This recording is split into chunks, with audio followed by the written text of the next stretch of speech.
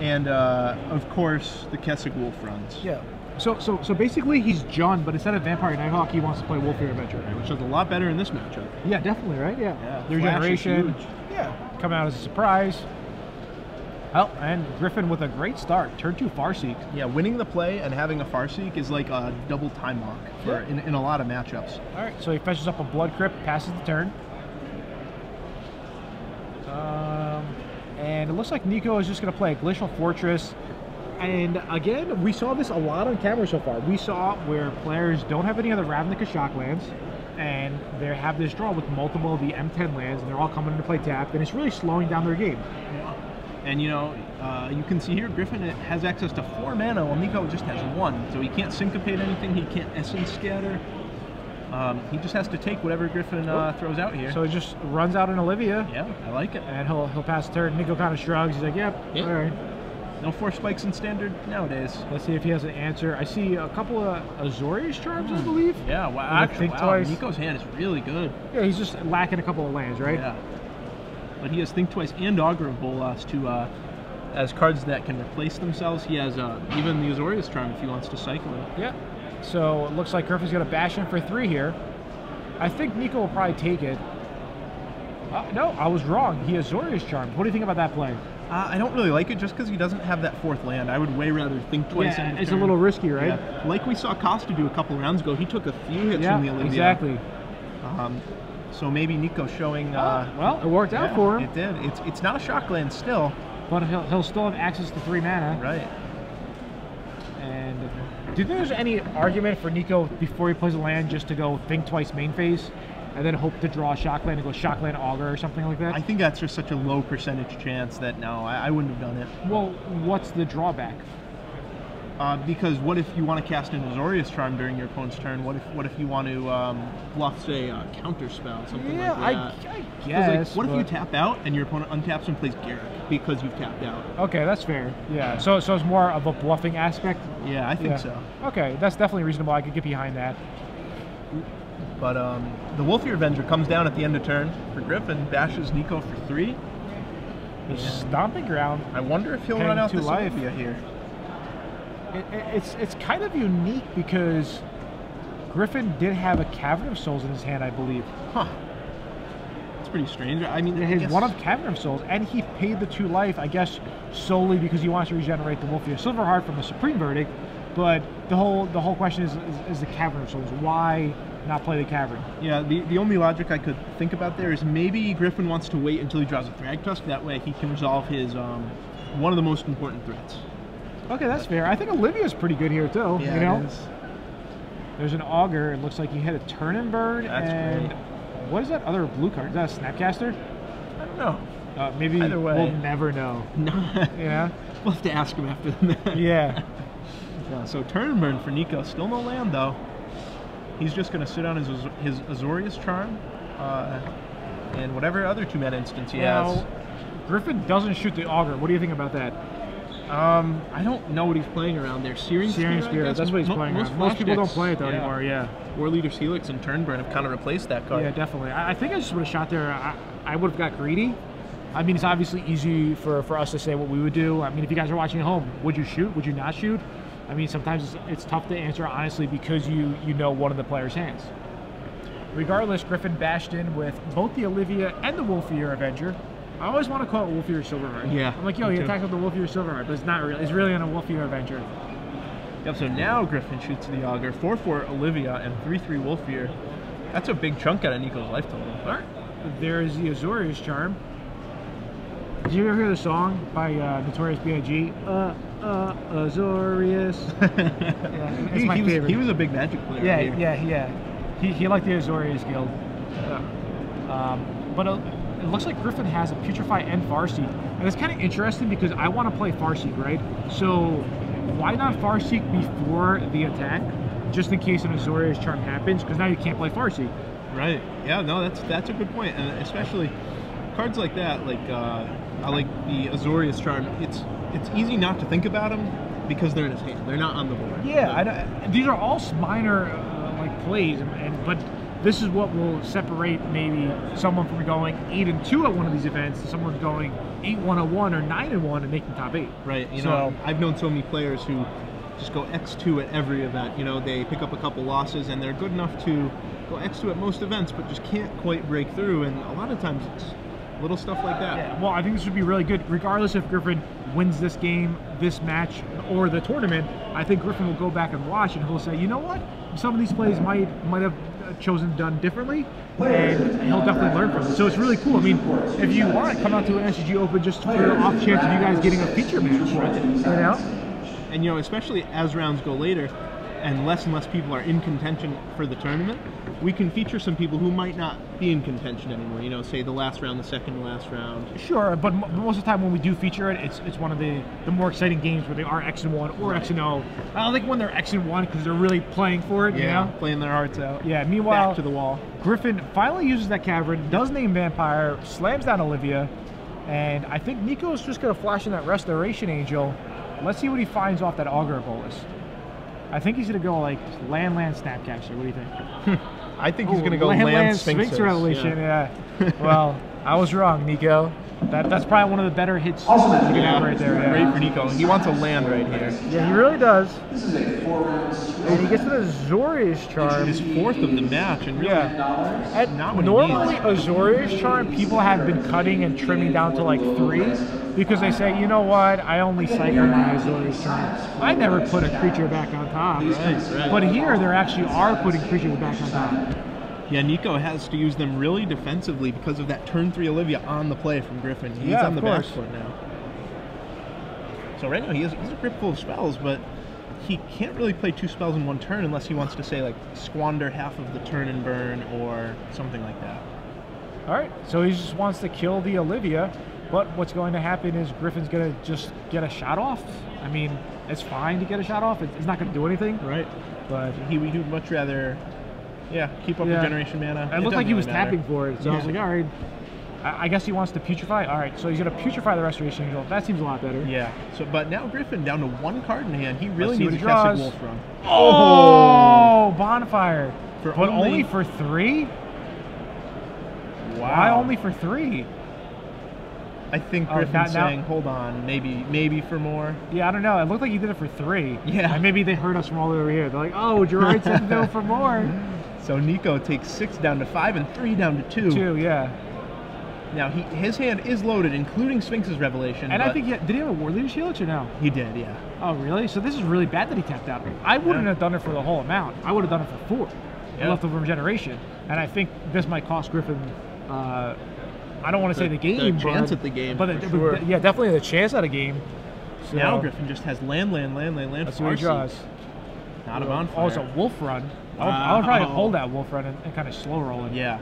If that's what it actually is. But yeah, what a judgment call there from Griffin. Really cost him with that Wolf run. Yeah, it was a surprise. When he did it for 3, it didn't really make sense. But doing it for 4 was perfect sense. You get a free point of damage, plus you still get to hold up regeneration. But now he did it for everything. That's kind of risky. It is. Yeah. Supreme Berg is a card. War Leader's Leader's Helix Helix. is a 2 of in all these. And it looked like he was playing around Searing Spirit earlier when he didn't shoot. So maybe he was playing around Searing Spirit again and then stopped playing around it, you know? So really interesting lines of plays. So Nico just wants to find land. We know Nico has that Sphinx Revelation. Griffin knows he has that Sphinx Revelation. Wow, another War Leader's Helix for Nico. This game is really pulling out of Griffin's Chooses the control. flashback Think Twice. Hits a Steam Vents, not the worst. Exactly what he wanted. He just wanted to hit a land drop there. Yeah. It is kind of risky, or risque, as some people might say, because he does have Syncopate in his hand, right? Yeah. So he's so desperate to draw land. What happens if Griffin drew a really powerful spell, and now he can't Syncopate for 5, which he could have done otherwise, That's you know? a good point. Yeah. So there's just so much going on, and as you saw the mastery of Matt Costa a few rounds ago, even though Matt Costa lost, he played that game like the Harlem Globetrotter would spin a basketball, you know? He really did. And, you know, Nico, he's a good player. He won a Grand Prix. I teamed with him for the GP in Providence. Okay. For the Team GP. Good player, but not on Matt Costa's level. Okay, sure, that's fair. Yeah, I'm not going to judge at all. But since you actually know Nico and you played with him, you could do all the judging you want. Oh, you know? I mean, I wouldn't have teamed with him if he was a bad player. But really it just showcases how good Matt Costa is. Or maybe it showcases, yes, that how good Matt Costa is, or how difficult a blue, white, red flash deck is to actually maneuver. Yeah, it really is. And now, it's easy at this point in the game. Yeah, I think Nico doesn't know what to do with all these cards in his hand. Yeah. He's like pillar, you know. I mean, he's used to playing Naya Blitz, right? Yeah, he's used to pillaring people's faces. Now, he doesn't have any Burning Tree emissaries to vomit out here. Draws for the turn. Was that Abrupt Decay? I think it was. The one of Abrupt Decay? Ugly draws for Griffin here. I mean, he almost won this game with, how many spells did he draw? He drew 2 Farseeks and like 4 spells. Yeah, it was like nothing. It was weird too. Yeah. Well, Olivia was good. He kept getting the Olivia put back on top, so he could never really draw more spells. Exactly. It kind of reminds me of Chittering Rats. You would chain Chittering Rats and just be like, Chittering Rats, Chittering Rats, Chittering Rats. Crystal Shard Chittering Rats? Oh, wow, Hard lock? Yeah, pretty much. All right, so Griffin probably has a draw or 2 left. Ooh, a Rakdos return. Okay. Unfortunately, Nico has that rewind. Yeah, that'll draw out one of the counters. Really, what Griffin needs is something to combo with that Cavern of Souls, Vampire, and Olivia. Yeah, Olivia, really. But, I mean, even then, Nico does have a handful of removal. Yeah. So, do you think Griffin has a good sideboard strategy against Blue Eye Red Flash? Do you think he came to this tournament and say, hey, Blue Eye Red Flash isn't my best matchup. I want to be prepared in my sideboard?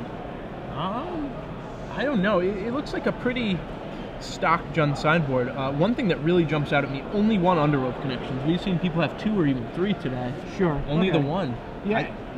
It's kind of unique because at one point Staffanim was the big baller. Yeah. You know, and then Underworld connections, and then it really goes to Vraska. And now it's Rurik Thar. Yeah, Rurik Thar. There's a bunch of sideboard 1 or 2 ofs that really kind of shift the game, and it's because of Putrefy, right? You can't play Staffanim anymore because of Putrefy. Right. So. Yeah, your mirror match / blue-white-red card has to be an enchantment, or has to be a creature that has value when it comes in. Sure.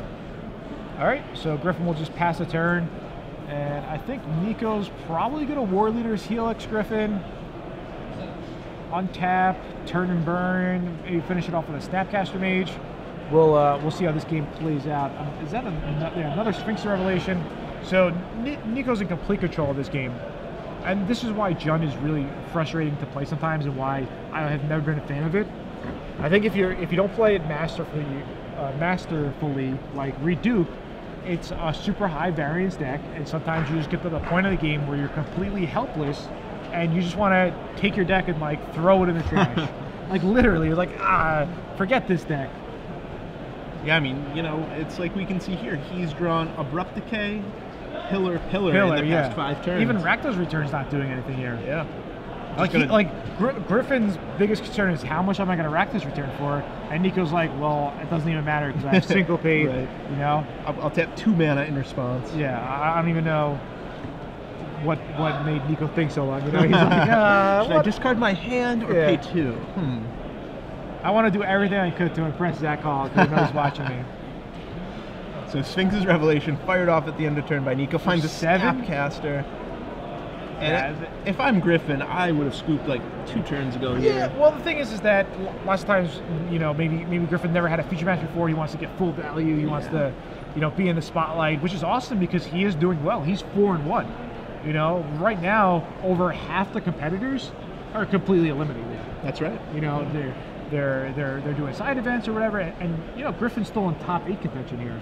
So he wants to play it out to the end. Maybe Nico will make a mistake. Maybe Nico just has all lands. Yes, it's very unlikely, but it's also nice to see what, you know, exactly what list he's playing here. We've seen 2 War Leaders Helix from Nico. Now Griffin knows he has at least 2 Helix for games 2 and 3, and that's pretty valuable to know. And no Searing Spears, he now knows that as well. Yeah, it's definitely worth playing it out, but like you said, Jund, sometimes you just want to throw it in the trash, especially playing against a blue deck like this. I mean, if you're playing like a blue or red flash deck or an Esper Control, you never really want to throw your deck in the trash. A, because it's worth a lot of money. Right. But B, you always have the chance to top deck that Sphinx's Revelation, top deck that Jace. Get out of this somehow by drawing more cards. Yeah, use a card to draw multiple cards. Yeah. But Jund really only has Garruk. Yeah, and without any creatures in play, Garruk doesn't do much. Yeah. I think the new Garruk is going to trump all the other Garruks out there, especially for Standard. I think the new Garruk is a powerhouse. And if you guys like to play green, maybe you guys should start brewing some decks for the new Garrett. So you think you should pre-order that one? You could, I mean, you know, it's tough. I don't want to say go pre-order the new Garrett, go pre-order the new Chandra, and then all of a sudden you can't pay your car bill or your car insurance. But I think both cards are going to see a lot of play in Standard, especially the Chandra. Yeah, Chandra seems like just absolutely busted, but the Garrick Primal Hunter has been kind of out of place in Jund decks for a little while here. The metagame just doesn't really suit them that well.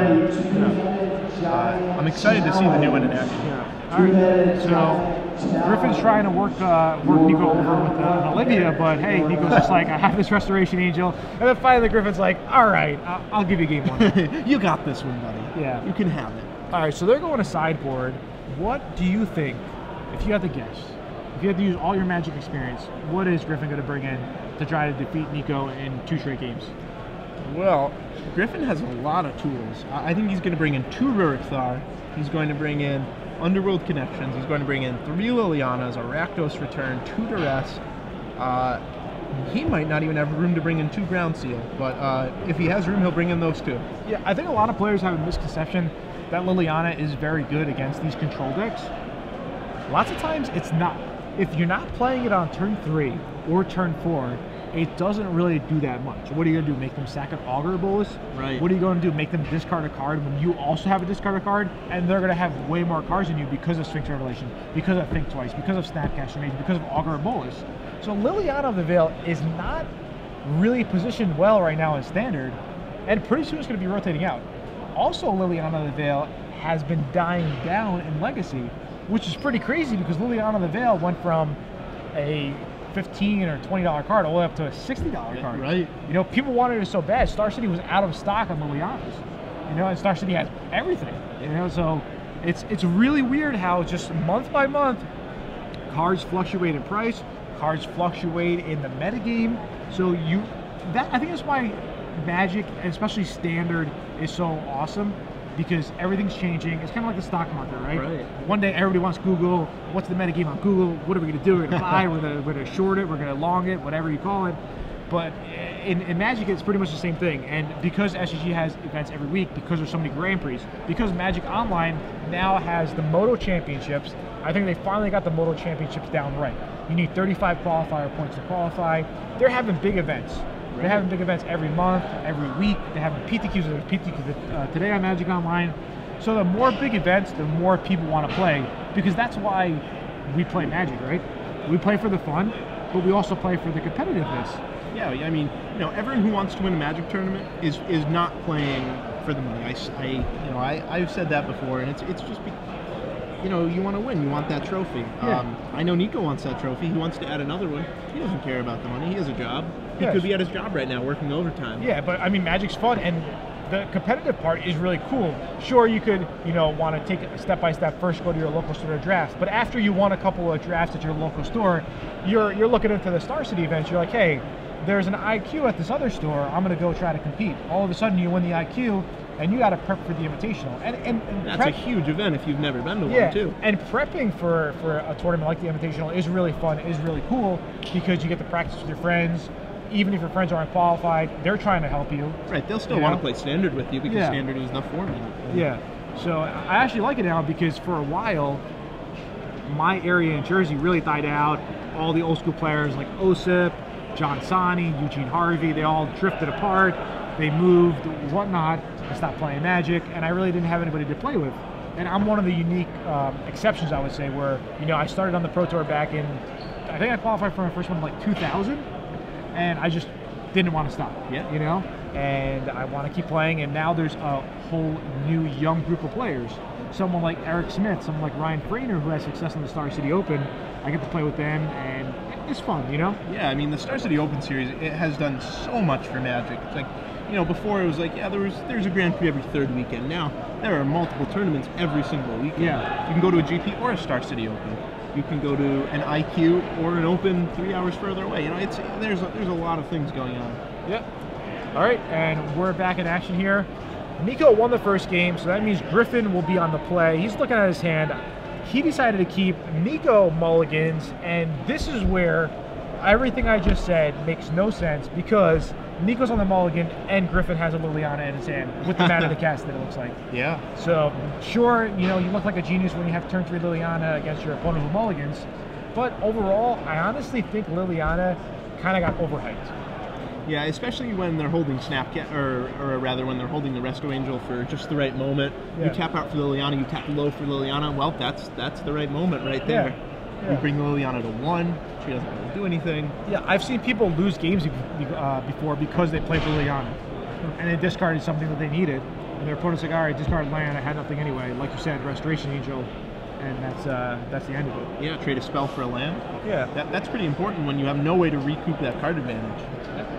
All right, so Nico looks like he needs to hit some lands, and I think he's gonna mulligan to 5. His hand looked really bad. Yeah. I think it was a Sacred Foundry, and along with the Sacred Foundry, there was a War Leader's Helix, there was a Thundermaw Elkite, there was just a lot of expensive cards, a Supreme Verdict, I believe.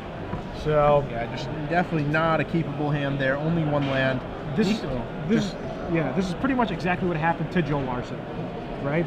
Joe Larson draws his opening hand, it's terrible. Draws his opening hand again, you get something like an Aetherling or a high expensive cost card, you're gonna have to mulligan to 5. Yeah, and you know, it's never fun, but it happens to all of us, and if there's any deck that can really come back from it, it's a deck that has all these value cards. You know, a deck like Naya Blitz, you really don't want to mull to 5. A deck like Red Green Aggro, it's like, it's so easy to get 1 for 1, 1 for 1, and all of a sudden there's nothing you can do. But a deck like this, you can augur your way out of it, resto your way out of it. Yeah, that's definitely true, although Naya Blitz could just have the nut 5, right? Oh, because they all could. their cards are so cheap, they only need 2 lands. Right. I think the worst decks that mulligan are decks that don't have huge amounts of card advantage, and they're still playing 5 drops and 6 drops, where if you draw a 6 drop, it's almost like another mulligan. Right. So here we go, land versus land. Nico has a pretty good hand, actually. He has a counter, he has a Sphinx's Revelation, and an Azorius Charm. And there's that Liliana that we talked about. And I think Nico knows, hey, what am I going to do about this Liliana? Let me start thinking right now. Liliana goes up to 4. Nico pitches a Renounce, and Griffin pitches a Stomping Ground. Okay, well, the good news for Nico is he's going to be out of cards quicker than Griffin is, but the Liliana Ultimate is always a threat. Yeah, there's an Augur. Augur is good, gets a little pressure on the board, and Rewind, Oblivion Ring, and a Mystery. Yeah, hits any card to discard the Liliana. He just wanted to hit a card. Yeah. Didn't matter. It doesn't matter. All right, Griffin draws for his turn. Draws a Rootbound Crag. I think a Huntmaster might make an appearance here. And it's pretty powerful. Yeah, I think I would always use my Liliana. Now, this is something else that Griffin can go back to watch the match. I think you always want to use your Liliana before you give your opponent more information. Right. So, yeah, you know, that's probably the biggest mistake he's seen today consistently, is just kind of mis-sequencing your spells. And like I said before, when Cedric and Elsa was talking about all this. Yeah, so what would you discard? Oh, wow, he makes him sack an Augur?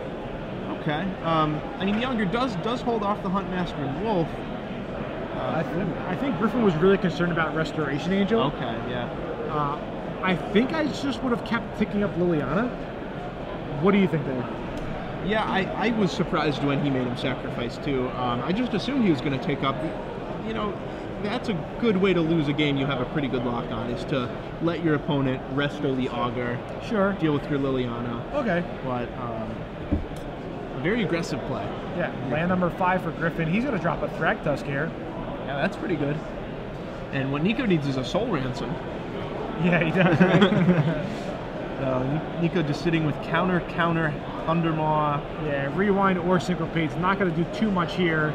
He's going to want to always play a spell on his turn to stop that Huntmaster from flipping. Yep, shocks himself and copies Thragtusk. Yep. So Clone's a nice one there. Yeah, Clone is a really great addition, a nice one of in the sideboard of this deck. Yeah, definitely. All right, so Griffin will draw for his turn, holding on to a Thragtusk. Let's see what he could draw. And just a land, which is good. Yeah, that's a great draw with the Liliana in play, because it lets you play it, empty your hand, play the Thragtusk. Well, I don't think he wants to use that Liliana quite yet. He does. All right, I think right there Griffin might have wanted to play Dragon Skull Summit, then play the Thragtusk, you know? Right. just to have extra lands to play extra value. Yeah, in case you draw something like a SCGWOR front, something bonfire, yeah, bonfire, Rakdos return, anything, whatnot. Yes. Well, Thragtusk getting in there, and he'll drop a second one. Yep. So Griffin's life total soars even higher. He's up to 30 now, maybe even 32. And Nico draws. He could go Thundermaw and take care of that Liliana. Yeah, that's not so bad. Yeah, it's really not. Yeah, it gets him out of the hole he's in a little bit, and then hopefully he can refuel with the Sphinx's Revelation. He is going to go down to 12 life, though. Yeah. Drawing running Shocklands is a little unfortunate. Oh, he main phases Sphinx's Revelation for 2. Yeah, that's a lot of plays that we thought we were going to be made. It was like the opposite. Yeah, I don't understand Nico's reasoning there. I would have just gotten the Hellkite out. I mean, even getting the Hellkite out and not attacking, I think, is better than Sphinxing for 2. Yeah, and I don't know why he would main phase Sphinx for 2. Like, right. I guess because he wants to stop the Huntmaster from flipping. But at that point, wouldn't you just rather have that Thundermaw in play? Yes, definitely. Yeah. So Wolf Run from Griffin, that's a pretty good draw. It really is. It would have been better if he had the extra land, but so be it, you know? Yeah, I think he's still going to win this one. Yeah, I think we're going to see a game 3, and it's been a lot of back and forth, a lot of interesting plays, so I'm excited to see a game 3. And regardless, Nico scoops it up, and they will be going to a game 3. Yeah, you know? So this is round 6 of the Star City Open here in Worcester. Zach Collins, Gerard Fabiano coming to you live. We're watching game 3. We're going to be watching game 3. Nico Christiansen versus Griffin Lussier. Yeah. All right. So do you think anybody's going to do any sideboard changes from game 2 to game 3, or not really? Now that Nico knows that Griffin has Liliana of the Veil, he might make a little tweak, maybe bring in the O-Ring, which maybe he didn't have, but okay. I don't think so. No? All right. Maybe Nico will board in a Syncopate that he had in the sideboard since he's on the play. Yeah, being on the play and being on the draw, yeah, is a bit different sometimes, especially with cards like Syncopate. Is it Charm? Yeah, Is It Charm's another one for sure. Sometimes when you're on the draw, you want that Is It Charm because, hey, you want to stop that Liliana that you just saw. Right. You need to stop the Huntmaster like that turn, and you might want to use the Careful Study card on the Is It Charm. And since you're on the draw, you have an extra card. You don't really mind losing the 1 card from the Is It Charm. There's a lot to think about. That's why before you come to an open, you should practice with your deck. You know, read some articles. Do some practice games. Practice sideboard games. You know, back when I was really testing for big events a lot, the mistake that I would constantly make was I would test way too many game 1s. You know, I would go, okay, let's play 10 games of this matchup. All right, that was good. My deck is favored. Let's play 10 games of the next matchup. But what I wouldn't do, I wouldn't play post sideboard. And if you think about it, if you come to a Magic tournament, more than 50% of your games are going to be post sideboard games. So it's a big mistake, and it's a mistake a lot of people make. They neglect the sideboard. Yeah, and especially at something like the Star City Invitational, where if you were to make top 8, yeah, you're playing best out of 5. Right. So you better come prepared for the SCG Invitational in Somerset in about 3 weeks. If you want to make top 8, it's going to be the standard format. So you better be ready with your standard deck completely. That's right. You know, we kind of have the road to Somerset here. We have this event. Yep. We have the pre-release. M14 comes out, the pre-release next weekend. And after that, the Star City in Richmond, which I don't know if everyone was listening when we were talking about that, but day 1 is team sealed. M14 team sealed, not standard. So that's a pretty fun format. And we tweeted at Felicia Day to be our 3rd. So if Felicia Day can't make it, who are we going to team with, Zach? We probably won't even go, right? No, it's Felicia or bust. It's Felicia or bust? All right. Yeah. That's definitely reasonable. So that's day 1, team sealed. Day 2 is standard. So you come to that tournament, you bomb out on day 1, it's okay. Day 2, play your standard deck. Or you do well on day 1, yeah, sure. and then you still play standard on day 2. Come on, positive thinking there, Zach. Well, you know, my point is that there's so much to do at an open weekend. You have one event on Saturday, you have one event on Sunday, which, in my opinion, makes it kind of superior to a Grand Prix, because you don't do well on day 1 of a Grand Prix, what do? There are only side events to play. You don't do well on day 1 of a Star City Open, you play in another Star City Open. Yeah, you have 2 shots. Yeah.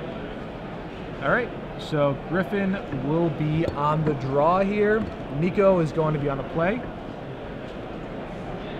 And we're going to game 3. Yep, and you can see to Griffin's left there, that's Rob Castellan, or Castellan rather, top 8 of Pro Tour Dragon's Maze. Yep, a judge from the Boston area. Yep.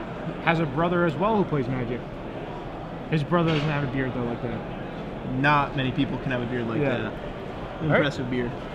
So let's see if both players keep. It looks like Nico decided to keep. That's why he's giving Griffin the stare down. Yep, trying to pick up anything he can. And yep. He says mulligan. Griffin doesn't look too happy about it. You do mulligan. And Griffin's like, you know, I want none of this. I'm just going to look away. Nico still looks a little nervous, though. I get the feeling he doesn't like his hand that much. Do you think Nico likes his deck?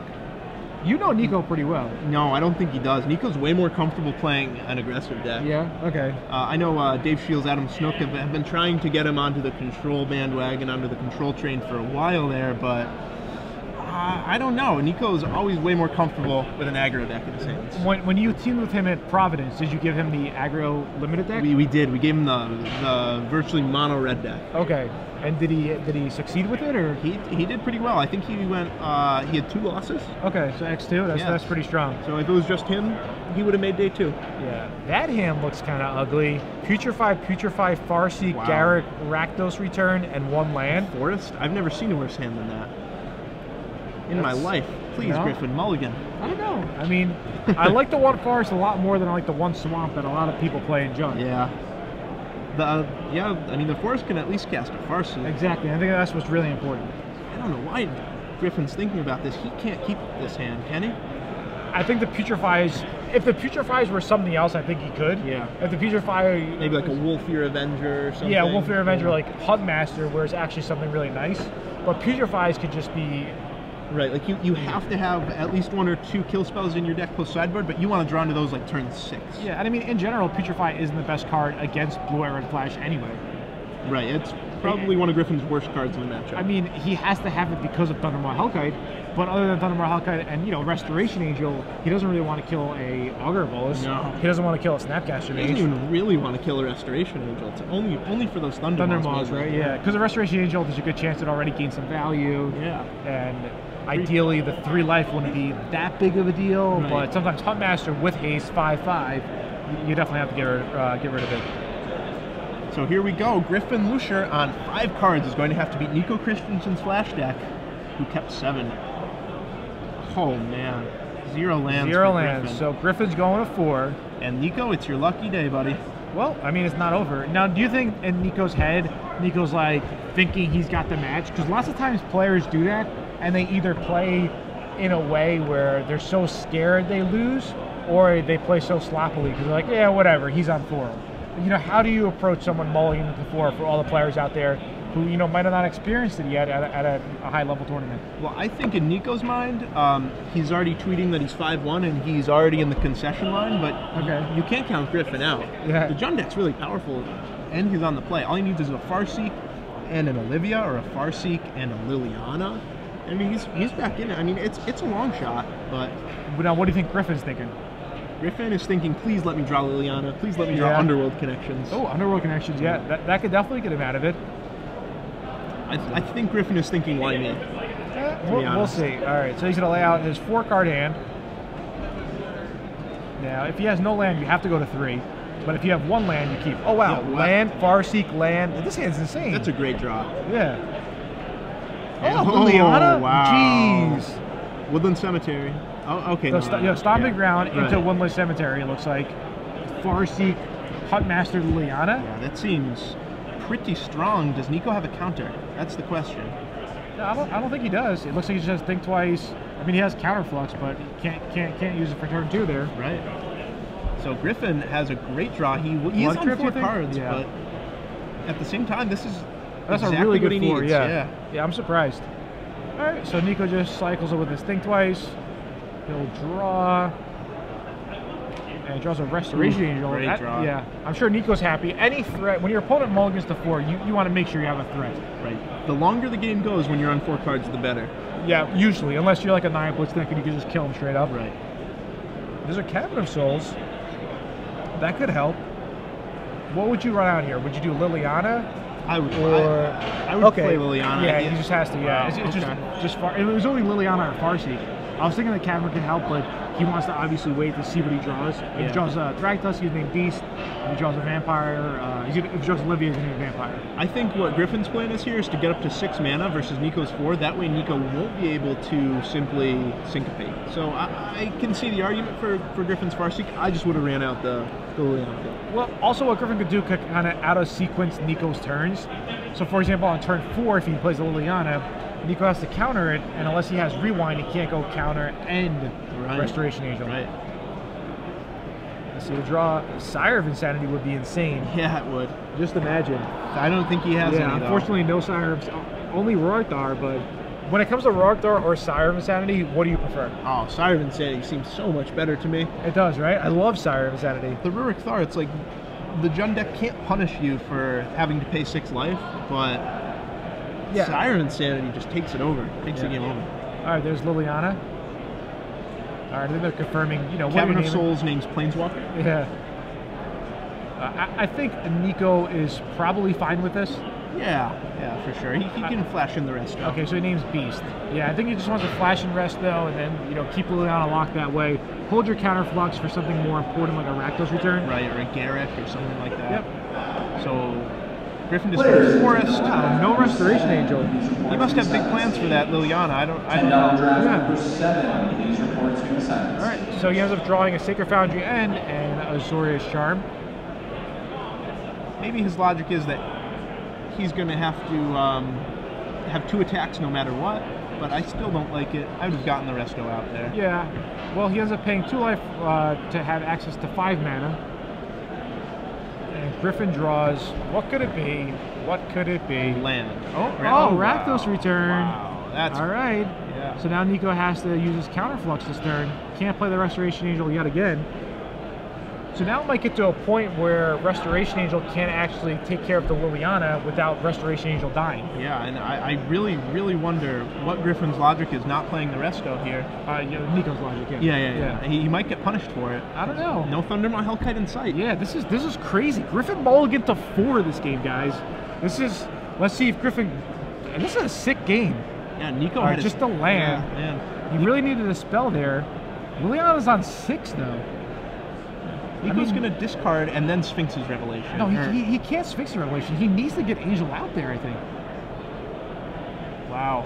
Yeah, okay, so he finally plays right. I think Angel could have been out there 2 or 3 turns ago, right? Yeah. At least 2 turns. The Liliana would be dead and Griffin would be at 17 right now. Yeah. But instead, Griffin's going to get to keep that Liliana. All right. So Nico's going to pay 2 life, you know, pretty much saying, hey, I do have Sphinx Revelation in my hand. Yep. He's going to try to cast it for 4 at the end step. Let's see, can Griffin top deck anything? Down to 13 minutes. I don't know if the time's going to be an issue. I don't think it will. Probably not. Really, Griffin just needs to draw a Planeswalker, a big creature. A Thragtusk would be nutty right here. What about Olivia? Yeah, that would be just fine too. You know, I think Tusk is going to be the best because of the Cavern on Beast. Right, something uncounterable because we know Nico has that counterflux in hand. Yeah. Unfortunate for Griffin that, you know, Nico drew that counterflux, because if he didn't, there is a window where he could kind of steal this game. Ooh, Huntmaster, that's going to help. Can be countered, but I think Nico's going to let it resolve? Yeah, I would just fire off the Sphinxes here, draw 4, go back up to 20. Okay, that's fair. Looks like he's going to do. Sure. I mean, you know, he could just counterflux it, and then next turn he gets Sphinx for 5. Yeah. Which I think might be better sequencing there. We'll see what he draws. Think twice, land. Rewind, and the Thundermaw. Okay. That's a good draw for Nico. Turn and Burn is also good. Yeah, that's great. Yeah, I guess when you're drawing four cards for free there, you're going to hit something good. So Burn can take care of the Liliana if he wants it to. Can he play both that and Thundermaw? 1, 2, 3, 4. I think maybe play turn, or I'm sorry, burn the Huntmaster, play Thundermaw, and kill Liliana. Kill Liliana, yeah, that's fine too, because Nico is still at a respectable 20 here. I mean, maybe Nico's a little bit concerned. He wants to hold up with counterspells. Yeah, it's not unreasonable. He's worried about a lucky top deck, like a Rakdos Return or something. Good. I like this play more. Griffin already used 1 Rakdos Return. He has a Thundermaw in play. What can Griffin really draw? Well, he'll attack for 2. You probably needed something like a Bonfire there. Right. Ooh, Thragtos. That's pretty good. Better than nothing. Yeah. This is actually a really close game for a mauling into 4. Yeah, Griffin is fighting hard right now. Griffin's not out of it. Nico gets to untap with a million counter spells, Yeah. but right now Griffin's clock is better than Nico's, and if Griffin can draw a Kessig Wolf Run, he'll probably win. His whole hand is counters, correct? Yeah, I think so. Yeah, let's see if Griffin draws. He Kessig. really wants a Kessig Wolf Run or... Wow, there it is. That's so sick. This is one of the sickest games on a multi-4. All right, there's a think twice. He needs Nico to brick. Oh, Wow. He bricked the first One time. more. Wow, let's see. Let's see if he bricks again. Wow. This is sick. Griffin Lussier is now one turn away. Nico had a sick... It wasn't like Nico stumbled on lands or whatever. No. Griffin just straight up multi-4. Nico kept it 7. And this is the board position here. Now look at this. Wolf Run goes onto the Wolf token. 7. 12 damage. Brings Nico to 6. Well within Bonfire range. Well within Wolf Run range. Another Rakdos return? Yeah. Nico game. Nico needs us something here. Let's see. Flashing back that last think twice. This is the last think twice now. Ooh, restoration. Okay, that's something. That's gonna help some. Ooh, Sulfur Fall's not that good. No. Is that Restoration Angel gonna be enough? That could soak up 9. Ooh, he's attacking? Well, he has the rest though. Ooh, risky. Resto. Risky. You don't know. This is exciting. All right, so Thundermaw is gonna get in, drop Griffin down to 17. Let's see what Griffin could draw this game. Thragtusk would be pretty good here. He looks at the life total. Now, Griffin must know that, hey, a Restoration Angel is coming. Yeah, he has to. He has to hope that it's only a Restoration Angel, because if it's another Sphinx's Revelation, that's really bad. Yes. All right, so Nico says Restoration Angel. I will try to blink out my Thundermaw. And that'll work. Griffin might have drawn something like a Putrefy here, which may be why he's thinking, but he has to figure Nico has a counter. Exactly. There's so many in the deck. Yeah. But even after this, Griffin is going to be left with a beast. Yeah. A beast, a Wolf Run, and he's going to get to trample over for a good amount here if he wants to. Yeah. Let's see what happens. Oh, is it a Putrefy?